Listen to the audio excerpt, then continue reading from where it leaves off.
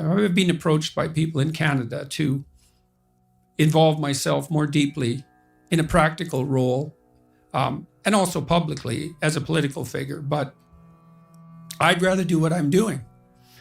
I'm in contact with people working politically all the time, both on the people in the middle, people on the right, people on the left. I'm agnostic about that because I know full well that conservatives have something to say and left-leaning liberals have something to say. That's basically predicated to some degree on their temperament. So conservatives tend to be more conscientious. So that's orderly and industrious, dutiful, patriotic, willing to make and keep verbal contracts, reliable, capable of implementation at the level of detail. That's kind of conservative virtues there, but they tend to be lower in creativity, openness to experience. They don't think as divergently, and their conscientiousness tends to constrain their creativity.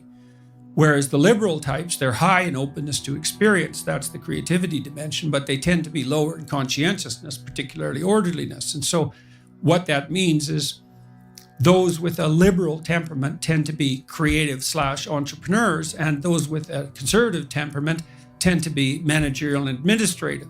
That doesn't mean they can't run businesses. Well, you want a conservative person to run your business. You might want a more liberal person to pepper you with off-the-wall ideas, and then if you're going to run an enterprise, business, or a society, there has to be a continual dialogue between people of different temperaments so that we can keep the ship of state, let's say, tracking to an ever-moving destination.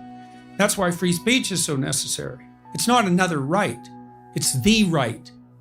So, because none of us know what's going on in the final analysis, because the future is different than the past, really. We have to talk about what to do all the time. Because even if we made wise decisions in the past, that doesn't mean that we can mindlessly replicate those decisions right now in the present to deal with a changing future.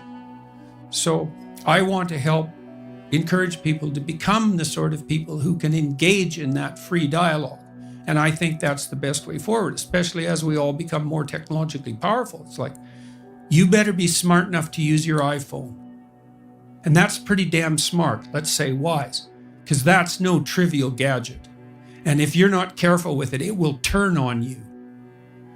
We'll build authoritarian presumptions into our artificial intelligence systems, for example, and then look the hell out. So if you're going to have a hydrogen bomb, you better be wise enough to wield it.